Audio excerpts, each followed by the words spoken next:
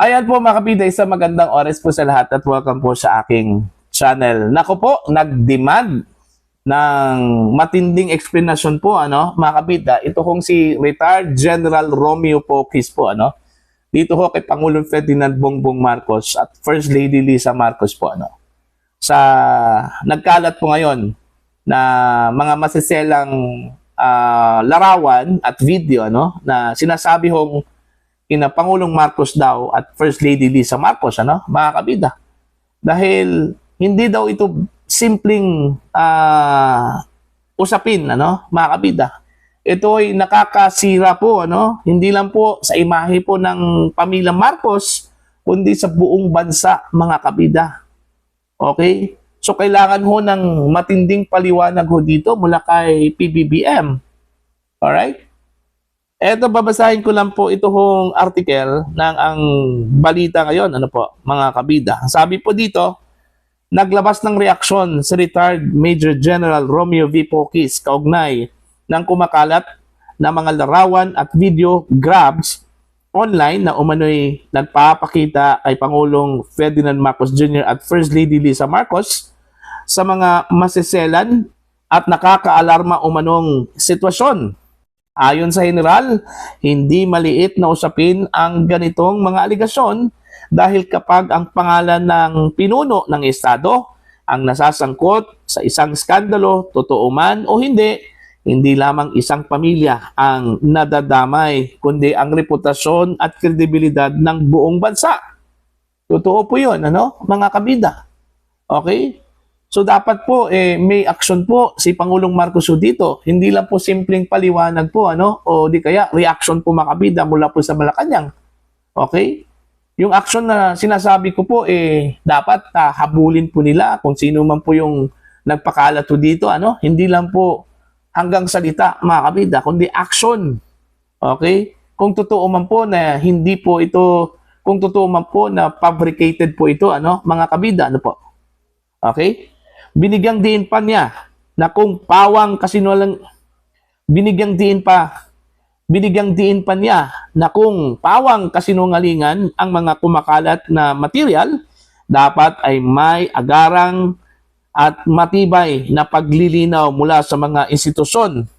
Anya, mahalagang ipaliwanag kung bakit wala umanong mabilis na opisyal na tugon at kung bakit hindi agad napapanagot sa batas ang mga nagpapakalat ng maling impormasyon. Kasabay nito, iginiit din ni General Poquis na kung may katotohanan ang mga paratang, mas lalong kailangan ang isang malinaw at opisyal na investigasyon upang maputol ang haka-haka at may balik ang tiwala ng publiko. Silence creates suspicion. Clarity restores trusts. Para sa kanya, hindi maaring umikot lamang ang diskurso sa screenshots, edited clips at spekulasyon habang nananatiling tahimik ang mga institusyon. Inaasahang magpapaliwanag na may obligasyong ipagtanggol ang integridad ng tanggapan ng Pangulo sa pamamagitan ng malinaw na pahayag, konkretong ebidensya at kung kinakailangan, legal na aksyon laban sa mapanirang puri. Ayan. So, yun po, nag-demand ito hong si retired General Romeo Poquis po ng paliwanag ho dito, Kasi tama po, nakakasira po ito, mga kabida, ng imahe, hindi lang po sa pamilya Marcos, kundi sa buong bansa. Kredibilidad po ng bansang Pilipinas po, mga kabida, dahil mantakin nyo, head of state po, ang kumbaga biktima ho dito sa mapanirang video at saka larawan po, mga kabida. Kung hindi man po ito totoo, kailangan meron pong agarang aksyon na gawin po, itong si Pangulong Marcos. Habulin po niya kung sino man po yung nagpakalat ho dito, mga kabida. Kaya nga, dapat ho magkaroon po ng investigasyon. Solve po ako dun ho sa mungkahi po ni General Poquis, na kailangan ho ng matinding investigasyon ho dito, whether totoo man po ito o hindi, mga kabida. Kasi gaya ng sinabi ko po kanina at gaya ng sinabi po ni General Poquis, mapanirang bagay po ito, ano, mga kabida. Isang skandalo po ito, ano po, no? At kailangang magkaroon po ng agarang action po si Pangulong Ferdinand Bongbong Marcos, ano po. Okay? May narinig po ako, mga kabida, no, na nag-react ang palasyo ho dito, ano, sa kumakalat na video at saka picture na ito.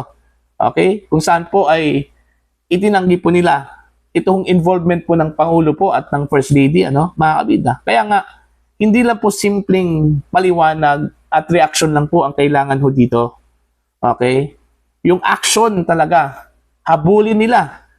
Kung sino man po yung nagpakalat, kung hindi man po ito totoo, mga kabida, habulin po nila.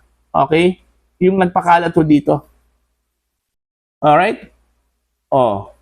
Sana gumawa po ng investigasyon po ang NBI, okay? Ito hong Criminal Investigation and Detection Group in order to authenticate ito hong picture at saka video na ito, mga kabida, no? Okay? May nakita din ako sa online mga post, mga kabida, na tinanong daw nila yung ChatGPT, okay? Kung yung picture na yon totoo ba yon o AI generated ba yon, ano? May nabasa ako doon, mga kabida, na sagot po ng ChatGPT, ano? Na totoo daw yung picture na yon, hindi daw yon AI generated, ano? Mga kabida. Nakakalito po ito, ano? Mga kabida, pag hindi po ito ma-actionan kaagad, okay, at hindi mapaliwanag ng husto, mga kabida, baka naman po maniniwala po ang publiko po, no, dito, mga kabida, sa kumakalat na picture at saka video ng di umano'y ni Pangulong Marcos at saka ni First Lady Lisa Marcos po, ano, mga kabida. Okay?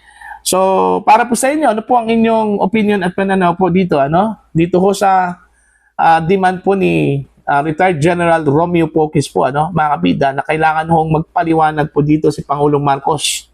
Okay? Dito ho sa skandalong ito, ano, mga kabida, whether totoo man po o hindi ito, ano, kailangan ho magkaroon po ng investigasyon para po kung hindi man po totoo ito, mapanagot, mga kabida, yung may sala at nagpakalat ho dito, ano?